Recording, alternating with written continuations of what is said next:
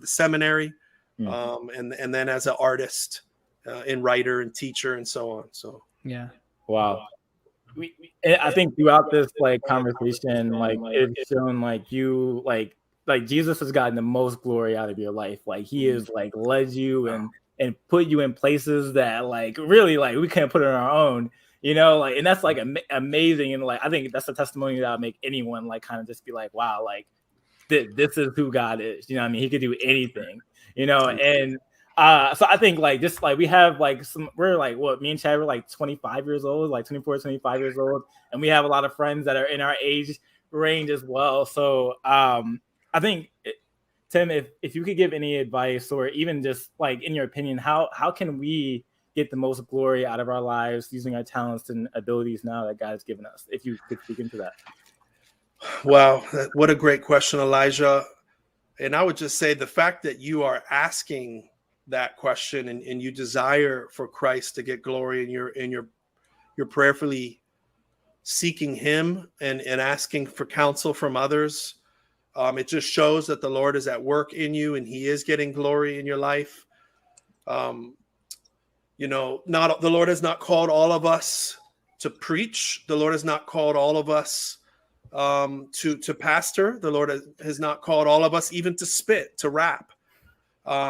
But he has given a gift, at least one, if not many, spiritual gifts to his people. It's quite clear in 1 Corinthians 12 and in Romans 12 and in Ephesians 4, that the Lord has given each of us a gift, a spiritual gift to use to build up his people in the church, and as a witness to the lost. He's given us talents and skills.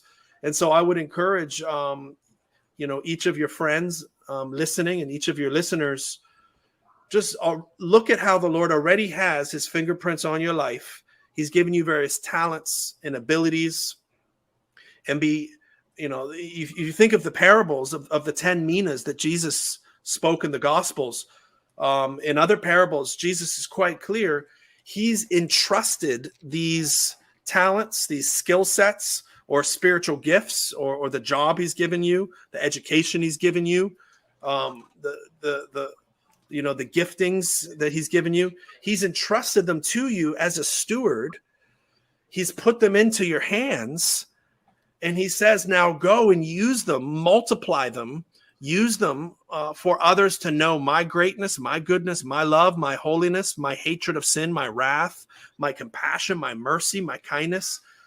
You use, all the aspects of your life, your job, your career, your marriage, your family, and your relationships, your abilities, your time. Use it for me. Use it to show my greatness, my goodness, to advance my kingdom. And so the second thing to say about that, it's interesting that the spiritual gifts that the Lord has given each of his children, they're in the context of the local church.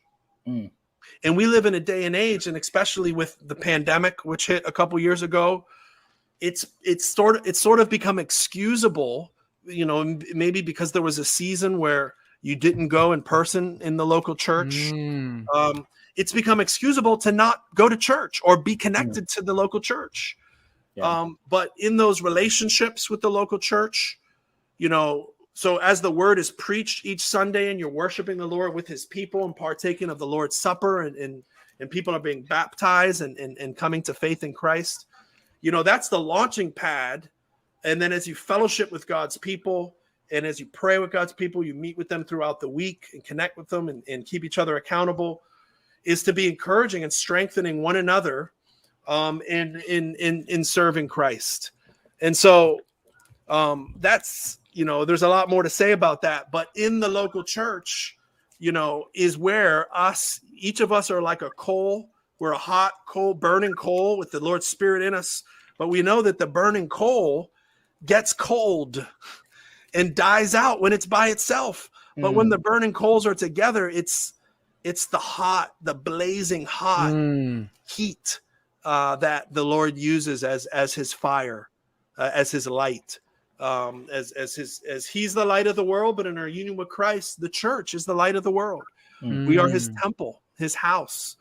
And so that there's a lot more to say about that, Elijah. But any other thoughts or insights to that point, brother?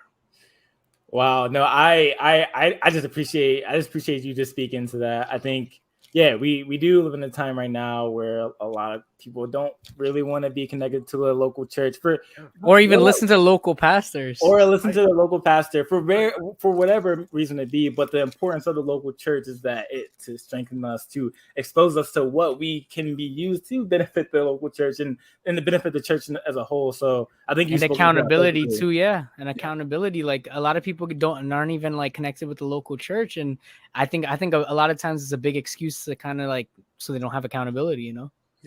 Yeah. Excellent point, bro. But I think that's it, Lige. You got any more questions?